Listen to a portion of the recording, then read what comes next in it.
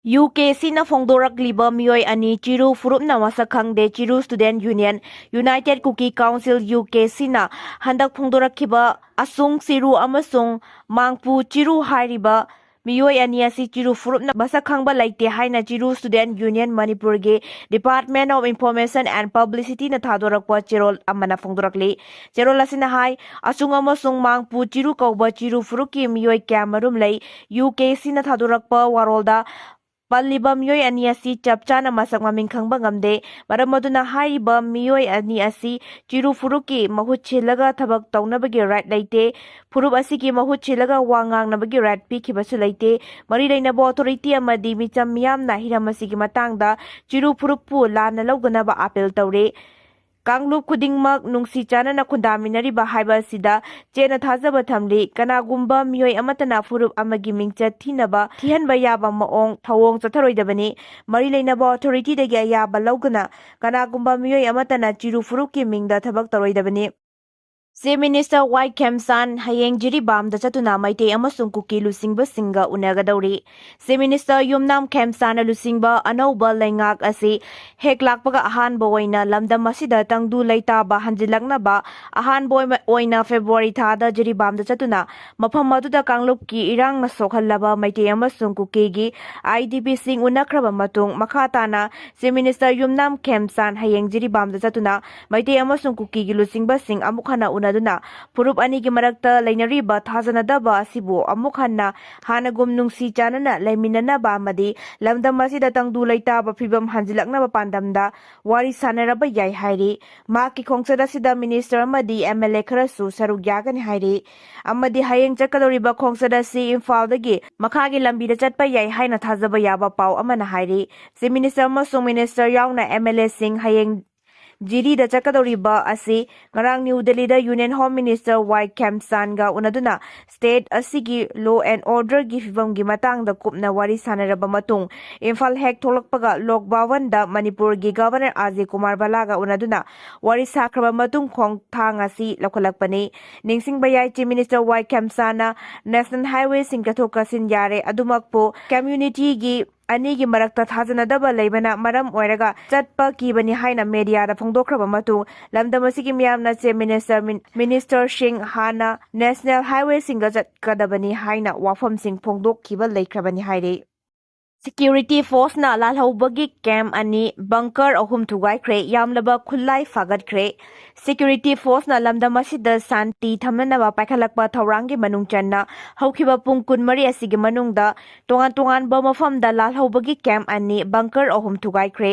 ꯌꯥꯝꯂꯕ ꯑꯦꯛꯁꯄ꯭ꯂꯣꯁꯤꯚ ꯌꯥꯎꯅ ꯈꯨꯠꯂꯥꯏ ꯀꯌꯥ ꯐꯥꯒꯠꯈ꯭ꯔꯦ ꯍꯥꯏꯔꯤ꯫ ꯄꯨꯂꯤꯁꯀꯤ ꯄꯥꯎꯅ ꯍꯥꯏꯔꯤꯕꯅ ꯀꯝꯕꯥꯏꯟ ꯐꯣꯔꯁꯅ ꯂꯦꯞꯇꯅ ꯆꯠꯊꯔꯛꯄ ꯑꯣꯄꯔꯦꯁꯟꯒꯤ ꯃꯅꯨꯡ ꯆꯟꯅ ꯆꯨꯔꯆꯥꯟꯄꯨꯔ ꯄꯨꯂꯤꯁ ꯁ꯭ꯇꯦꯁꯟꯒꯤ ꯃꯅꯨꯡ ꯆꯟꯕ ꯗꯝꯄꯤ ꯔꯦꯟꯖꯇ ꯂꯩꯕ ꯀꯨꯀꯤ ꯂꯥꯜꯍꯧꯕꯁꯤꯡꯒꯤ ꯀꯦꯝꯞ ꯑꯃ ꯊꯨꯒꯥꯏꯈ꯭ꯔꯦ꯫ ꯍꯥꯏꯔꯤꯕ ꯀꯦꯝꯞ ꯑꯗꯨꯗꯒꯤ ꯃꯣꯗꯤꯐꯥꯏꯗ AK-47 ꯔꯥꯏꯐꯜ ꯑꯃ ꯃꯦꯒꯖꯤꯟꯒ ꯀꯣꯟꯅꯕ 9mm ꯒꯤ ꯄꯤꯁꯇꯜ ꯑꯅꯤ ꯇ꯭ꯋꯥꯔꯕꯣꯔꯒꯤ ꯔꯥꯏꯐꯜ ꯑꯅꯤ ꯑꯃꯁꯨꯡ ꯁꯤꯡꯒꯜ ꯕꯦꯔꯦꯜ ꯌꯥꯎꯅ ꯑꯇꯩ ꯈꯨꯠꯂꯥꯏ ꯀꯌꯥ ꯐꯥꯒꯠꯈ꯭ꯔꯦ꯫ ꯐꯥꯒꯠꯈꯤꯕ ꯈꯨꯠꯂꯥꯏꯁꯤꯡ ꯑꯗꯨꯒꯤ ꯃꯅꯨꯡꯗ ꯏꯝꯄ꯭ꯔꯣꯚꯥꯏꯖ ꯋꯤꯄꯜ 3 ꯇꯣꯉꯥꯟ ꯇꯣꯉꯥꯟꯕ ꯀꯦꯂꯤꯕꯔꯁꯤꯡꯒꯤ ꯃꯔꯨ 32 explosive material KG 1 bullet proof jacket 2 ꯑꯃꯁꯨꯡ ꯋꯥꯀꯤ ꯇꯣꯀꯤ ꯁꯦꯠ 2 ꯌꯥꯎꯔꯤ꯫ ꯑꯇꯣꯞꯄ ꯑꯃꯅ ꯕꯤꯁꯅꯨꯄꯨꯔ ꯄꯨꯂꯤꯁ ꯁ꯭ꯇꯦꯁꯟꯒꯤ ꯃꯅꯨꯡ ꯆꯟꯕ ꯎꯄꯣꯛꯄꯤ ꯈꯨꯅꯧ ꯃꯃꯥꯡ ꯂꯩꯀꯥꯏ ꯑꯦꯔꯤꯌꯥꯗ ꯆꯠꯊꯈꯤꯕ ꯑꯣꯄꯔꯦꯁꯟ ꯑꯃꯗꯅ .32 ꯒꯤ ꯄꯤꯁꯇꯜ ꯑꯃ ꯃꯦꯒꯖꯤꯟ 2 ꯁꯤꯡꯒꯜ ꯕꯦꯔꯦꯜ ꯒꯟ ꯑꯃ ꯑꯃꯁꯨꯡ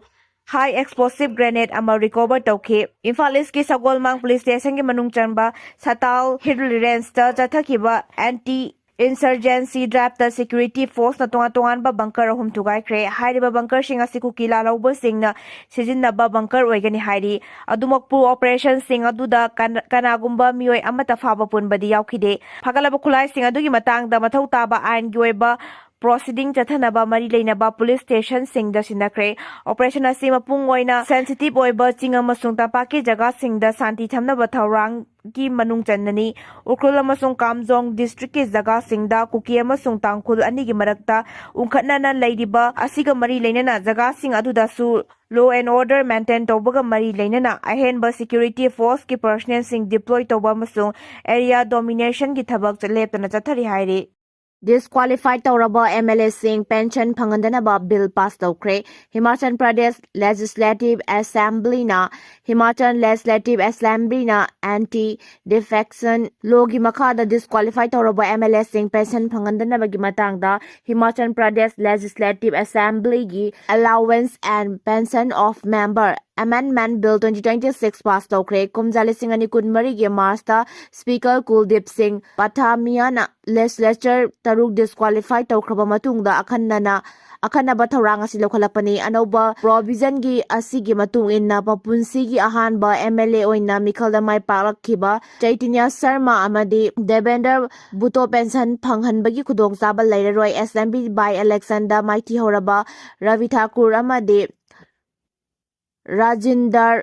Ranasu pension fangloi Congress tagi haurakhiba MLA sing asi kumjali sing ani kunmari gi February da pangthokhiba Rajya Sabha gi mikhalda close voting tawguna BJP gi Mirep Has Mahajan da vote pi ki haibagi damakta disqualify tawkhibani CM gi Jiribam Khongchatta tribal miyam na cooperation pidanaba ITAC na warning Toukhre. Tribal miyam na housing mayoknariba maruiba issue sing haibadi IDP yauna political right amasung land settlement ki matangda wahan thok leiba progress sama leitriba fawba si minister yumnam Khemchand gi jiri Khongchatta asida tribal miyam na makhl amatagi cooperation pidanaba indigenous tribal Advocacy Committee ITAC Pezwal and Jiribam District ki Maikaidagi Department of Information and Publicity na thadorakpa chirola mana hairi Pezwal amasung Jiribam District ta lairiba tribal Singgi mahut chillaga organization asina Chief Minister gi Jiribam Khongchatta asigi maru oiba miyambu lana lamjingnaba honai haibagi pendaba wafam kaya phongdor aduna Pezwal District amasung Jiribam da lairiba tribal community Singgi oina matam supagi oina santi puraknaba land settlement amasung political rights sing adu mapung fana fangaduna makhlgi fangpham thokpa hak sing adu fangananaba honabagi mahuta kanglup ki rangi saitheng phanglaba tribals IDP Singgi compensation natragana resettlement asina limit oiba yaroi core issue kaya amma pilairi maramaduna government ki authority ki maikaidagi matam chupagi oina santi puraknaba Federal District amasung Jiribam ki tribal area singda 6th schedule ki provisions singi makhada political settlement tawgadabani barak turen ki paringda laidiba checkpoint sing amadi apan bapiriba jaga sing asi lokthokuna tribal miyam free movement lehengadabani loinana Federal District amasung Assam ki marakta makhoigi punsi mahinga mari leinana defend tawriba lambi asida makhl amatagi ayet papiroidabani political amasung economy measures sing lokhatpa khaktanatana Jiribam da laidiba tribal IDP singgi mapung faba resettlement amasung compensation project sing pigadabani lubasigi maikaidigi matam chupagi oina waroshin puraknabagi damakta negotiation jathaba amasung constructive oiba dialogue sing jathaba lei hairaduna hyriba solution sing asigi matangda wahantok leiba progress ama leitriba fawba tribal community singna chief minister na Jiribam da Khongchatta pangthokani haina tawriba sida makhl amatagi cooperation piroidabani hairi banba yabadi chief Minister gi Jiribam Khongchatta sida Kuki amadi maitai gi lusingba singona duna santi laknaba thaurang sing pakhatnaba sem sari Moon mission da zatkiba NASA gi astronaut sing tek takaiduna orbit ta yoba ngamkhre NASA Moon mission gi damakta zatkiba NASA gi astronaut sing tek takaiduna orbit ta yoba ngamkhre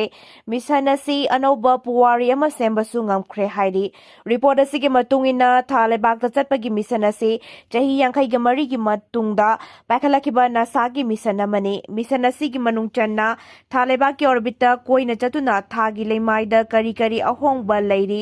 amadi thalebak ta khongdanaba honabada kari karamba thaurang sing pakhatpa mathau tagadagi haibagi matangda thijin humjinbagi thabak chathagani astronaut sing aduna yamna kumna thijillaba matungda mathangi mi yawba thagi lemaida khongdaruna ba Khongchatta amagi mission su pangthokadori malemi khwaidagi senpaiba misak ama oiriba Elon Musk na su lakadori ba chahi khara asiki manungda Mars planet ta mi thanabagi planning yamna kanna chathare karigumba Elon Musk ki Mars planet ki Khongchatta si mai pakpa ngamlabadi malemgi oina khwaidagi achauba achievement ama oibaga loinana miyoibana amukta tawba ngamkhidaba thabak tawba haidunasu haibadusu oigadori hauzik Elon Musk ki mijeng makhada Mars planet ta khongdanabagi mission ki matangda yamna kanna thabak chathari Khongchatta sida saruk yagadaba miyoisingsu training pibagi thabak chathaba hokre hairi ꯊꯥ ꯂꯩꯕꯥꯛꯇ ꯈꯣꯡꯗꯥꯅꯕꯒꯤ ꯊꯕꯛ ꯑꯁꯤ Russia, China ꯑꯃꯗꯤ ꯑꯃꯦꯔꯤꯀꯥꯅꯁꯨ ꯌꯥꯝꯅ ꯀꯟꯅ ꯍꯣꯠꯅꯔꯤ꯫ ꯏꯪ 2035 ꯐꯥꯎꯕꯗ ꯑꯅꯧꯕ ꯃꯤꯁꯟ ꯀꯌꯥ ꯊꯥꯔꯕ ꯌꯥꯏ ꯍꯥꯏꯔꯤ꯫ ꯊꯥꯎ ꯌꯣꯟꯕ ꯈꯛꯇꯅ ꯃꯤꯗꯜ ꯏꯁꯠꯀꯤ ꯂꯩꯕꯥꯛꯁꯤꯡ ꯆꯥꯎꯈꯠꯄ ꯉꯝꯂꯛꯄꯅꯤ꯫ ꯊꯥꯎ ꯌꯣꯟꯕ ꯈꯛꯇꯅ ꯃꯤꯗꯜ ꯏꯁꯠꯀꯤ ꯂꯩꯕꯥꯛꯁꯤꯡ ꯆꯥꯎꯈꯠꯄ ꯉꯝꯂꯛꯄꯅꯤ꯫